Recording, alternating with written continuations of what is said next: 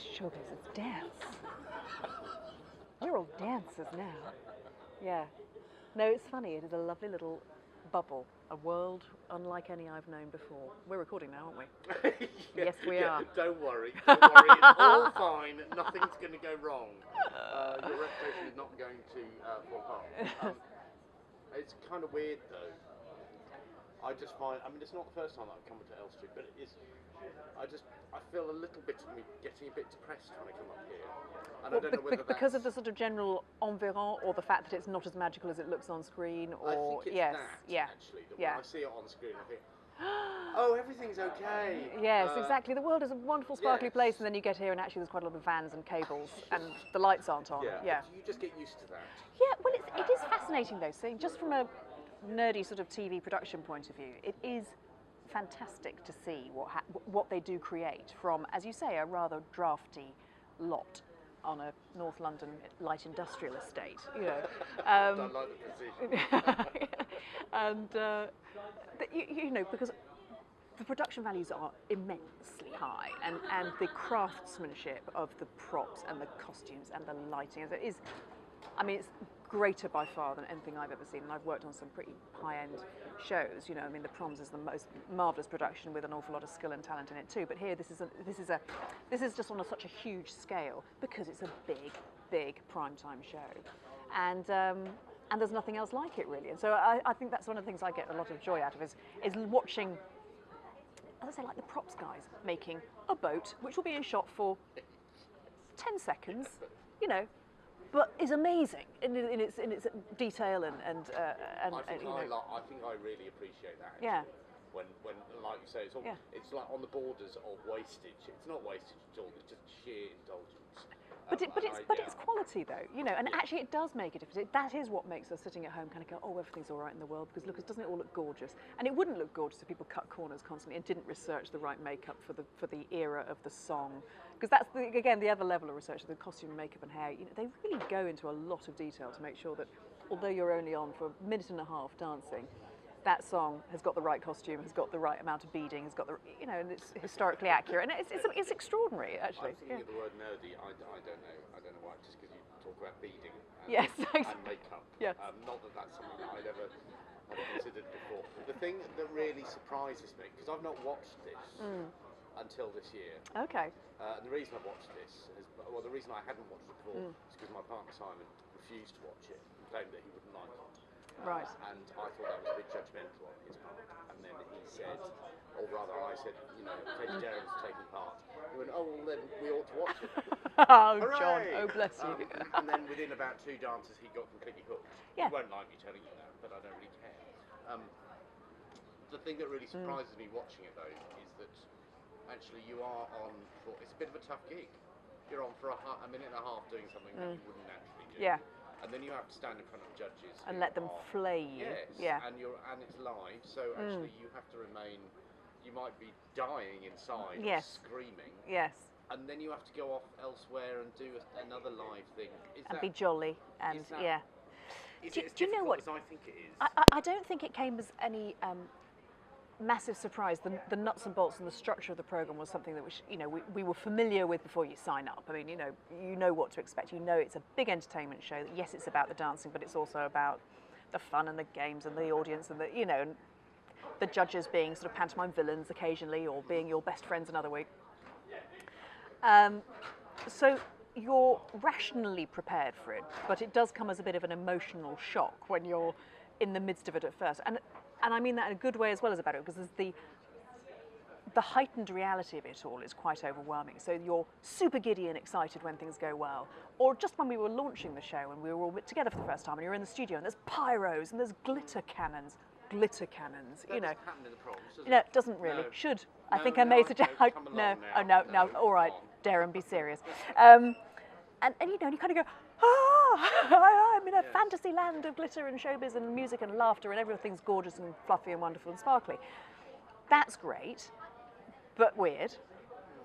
And you get caught up in it. And then as you say, you then have the opposite, which is you're live and somebody's being mean to you, and nobody likes hearing criticism. Nobody likes hearing criticism, especially if sometimes you know that it's being done for effect and not really because you deserve Well, it. yeah, fine. You know, but you have to just maintain a little sense of perspective and say, this is a wonderful, beautifully produced show. It's a show. It's a TV show. We're lucky to be part of it in that we are learning to dance and being taught by world-class professionals, which is a privilege and a wonderful life experience. But the deal is you take part in the panto, and that's what we signed up for, and you just have to deal with it. But it's interesting. It is a bit of a an emotional revelation sometimes. I think I've noticed that. That's probably Yeah. why I asked. Yeah. And that's not said to make you feel uncomfortable, but I wasn't really prepared for how the program can actually show people's vulnerabilities. Yeah. Even though it's entertainment and it's meant to Yes, be, but I think the other thing as well is that when it comes down to it, you work jolly hard on these dances and you want to do well. You want to do as well as you can. You have to throw yourself into it. And dance, like any art form, is a wonderful, beautiful thing which people work very hard at and they take seriously. And there's a purpose to it, and there's a history to it, and there's a technique to it. And so you end up, it's not a laugh. I mean, you kind of can't treat it like that. You have to take it a little bit seriously. And so because of that, you then say, well, if there's a dance which is a serious dance or an angry dance or a beautiful dance or a happy dance or a lovely dance, sexy dance, whatever it might be, you are having to throw yourself into that emotional interpretation of it, at least to an extent. I mean, we're all amateurs, but you kind of have to give it a whirl. And so suddenly you are exposing emotional sides of yourself and sides of your character that you wouldn't normally be doing in your day job, or I wouldn't be doing in my day job, for sure. So that's... I don't mind doing that at all. I mean, again, I knew that when I signed up for it, but it is exposing. So it pushes you then? Yeah. Right. I mean, that's like a really obvious question. Yeah. Really. But it should, I think. Otherwise, you're sort of not trying hard enough. You learned the violin, didn't you? I play violin and piano. Yeah. Do you notice any? Did you perform the violin? I've played most of the performance I've done musically has been in groups, has been in orchestras, been at amateur orchestras and so on. I've done a little bit for a program called First Love for Sky Arts. I relearnt my fiddle and took part with the Fidelio trio in a short performance at King's Place, which was phenomenally nerve-wracking. But I think probably the closest thing in terms of understanding the emotional commitment to the performance which the pros put into this and they want us to put in as well, is when I did Maestro a few years ago, and conducting again, not allowed to speak. I find that quite hard. Communicating intent, emotion, musical direction through gesture and facial expression and thought control. That was hard. I found that hard, but that was the similar feeling. That feeling that you can't do it by halves. If you're going to do it, if it's going to work, you've got to commit to it. So you do. What did you learn from Maestro that has helped you in string? Well, I was thinking about this. It was a few years ago now, and I wish I'd made notes perhaps a little bit more.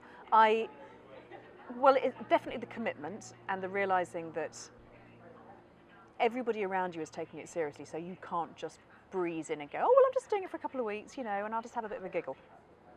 That's not how it's going to work. You'll be caught out and spotted, and the audience will hate it. People at home they don't want to watch somebody having a bit of a laugh or looking a bit embarrassed or a bit awkward. They want to see somebody properly trying and trying their best to make a beautiful performance, whether it's with an orchestra or on the dance floor. They don't mind if you muck up. They understand that you're not a pro, but they don't want to see you not give it your best shot. So I think, that was something that I learnt. Trying to handle getting into a performance mode, getting into the zone, I suppose, before going on to live television. Maestro wasn't as big a circus as Strictly, but it was a big live show. It was orchestra. It was, you had your moment. This was your performance opportunity, and you needed to try and get it right. And I do remember, and I've tried to remember this actually in recent weeks. I did okay in Maestro. I enjoyed it very much. It was very fascinating to learn to conduct. When I did a bit from Mozart's Requiem for my choral week, I don't know if you remember the format, but we had an opera week and a choral week and a concerto week and all that stuff. it was definitely the week I got the most out of, and which I was best at, and it was because I properly got into it.